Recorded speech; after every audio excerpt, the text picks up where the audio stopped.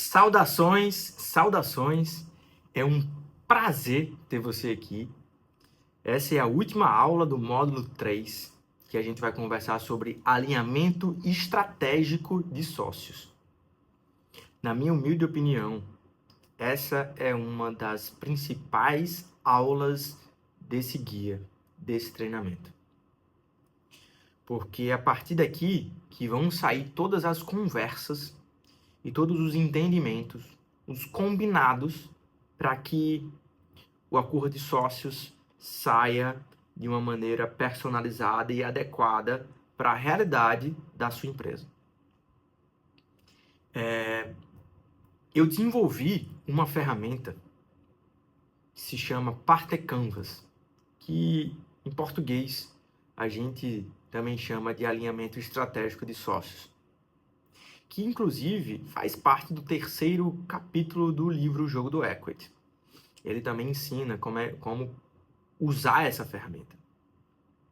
Contudo, o Partner Canvas sofreu algumas mudanças desde a publicação do livro O Jogo do Equity no ano passado. E aqui eu vou atualizar, vou trazer a versão 2.0 do alinhamento estratégico de sócios. Vou deixar anexado também o Canva, né, tanto o antigo quanto o mais atual, nessa aula, para que vocês possam utilizar. E eu recomendo que vocês façam reuniões individuais com cada um dos sócios para conversar sobre cada um dos pontos contidos nesse Canva. Ou reuniões conjuntas, coletivas, né, para discutir os principais pontos, principalmente os pontos de divergência.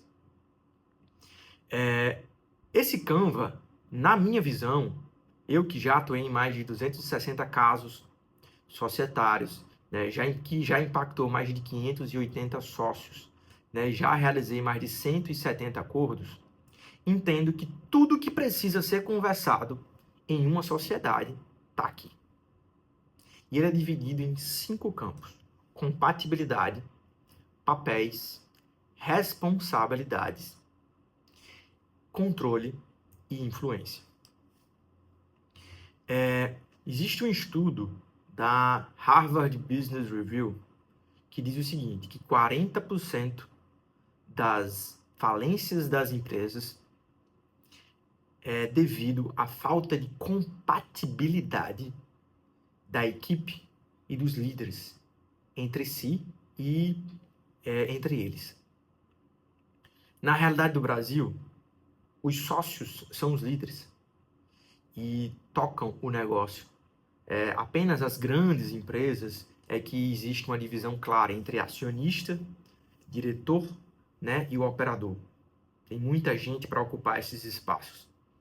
Mas nas pequenas e médias empresas, o empresário é sócio, é administrador e também opera muitas vezes.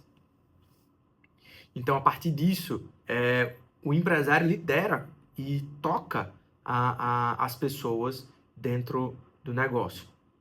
E quando há incompatibilidade, isso é causador, com base nesse estudo, no fracasso das empresas, na falência das empresas. E o que seria incompatibilidade? É justamente a falta de alinhamento de valores e de objetivos. Então, são pessoas que tentam se unir, que tentam trabalhar em conjunto, que tentam seguir um mesmo caminho, mas não acreditam nas mesmas coisas e não estão buscando os mesmos objetivos. Então, é por isso que o primeiro pilar do Canva é compatibilidade. Você precisa conversar com os sócios sobre o que é inegociável em relação a valores. É preciso você manter conversa sobre ambição e entender qual o plano de crescimento que vocês desejam para a empresa, quais são os objetivos que vocês desejam conquistar e os resultados que a empresa precisa ter. Além disso, quais resultados vocês querem que a empresa cause na sua pessoa física? Ou quais sacrifícios as pessoas físicas precisam renunciar para que haja, de fato, a conquista de resultados para com a empresa. Além disso, é importante entender os interesses e as expectativas que cada um dos sócios tem com a empresa, né? Se a empresa, qual é o nível de priorização que aquele sócio vai dar de atenção mesmo, de energia para a empresa. Como é que vão ser conduzidos os novos negócios que serão derivados dessa empresa? Se vai haver o compartilhamento de novos negócios, porque é muito comum uma empresa ela se tornar um ecossistema, a depender de como ela se comporte no mercado, né? A partir do relacionamento com fornecedores, com parceiros, com prestadores de serviços, né? Com clientes, novas oportunidades de negócio surgem. E como é que a gente vai tratar isso internamente? Além disso, é uma pauta ainda dentro de compatibilidade em relação a como é que vai ser dividido os papéis. E aí a gente pega o gancho para o segundo quadrante, que é justamente a divisão de papéis. E existem 4 principais papéis dentro de uma empresa: o papel de sócio, o papel de administrador ou diretor, o papel de conselheiro e o papel de operador. Dentro do papel de sócio, a gente tem o sócio majoritário e o sócio minoritário. Dentro da administração, a gente tem uma administração única, que uma única pessoa toca aquela empresa. A gente tem a cogestão, que é uma administração conjunta em que ambos os administradores têm poderes iguais. E a gente tem a administração separada ou especializada, em que de fato há um domínio de decisões de um administrador a depender do setor que você toque. Ainda existe, obviamente, a hierarquia quando existe um CEO.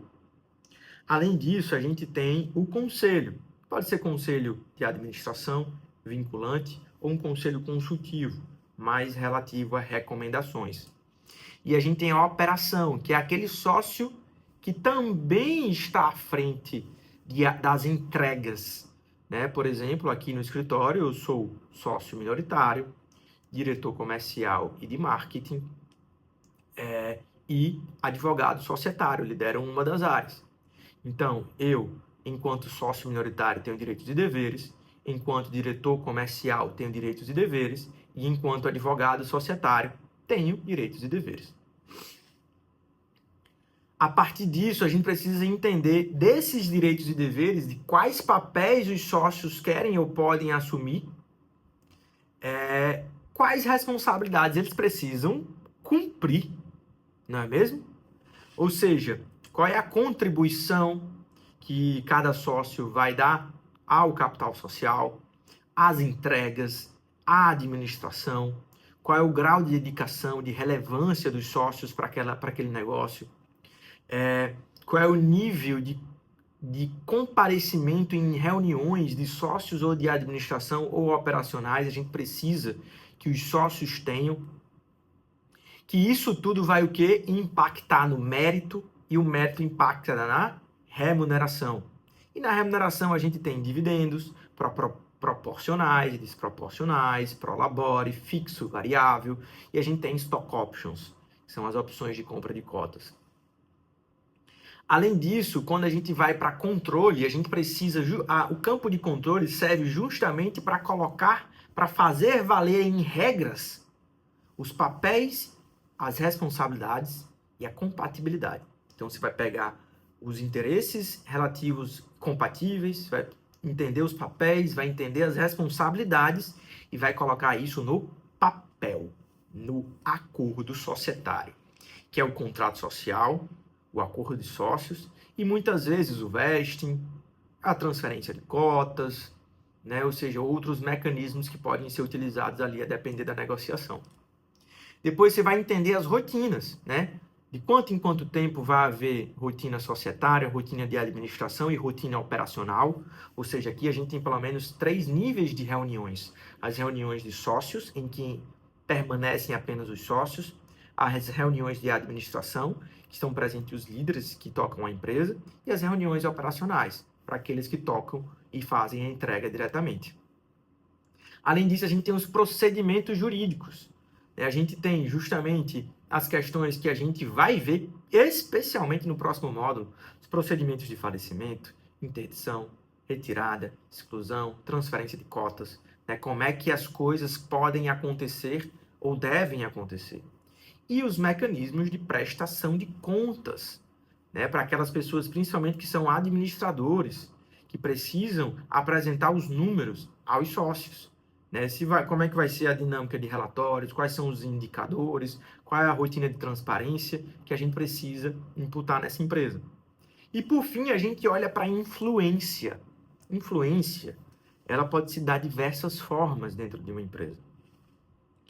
A mais comum é quando você tem um sócio com poder de voto e um sócio sem poder de voto.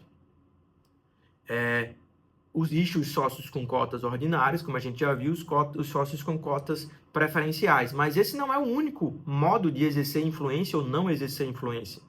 A gente tem os quórums, que a gente já conhece, maioria simples, absoluta, qualificada e unanimidade.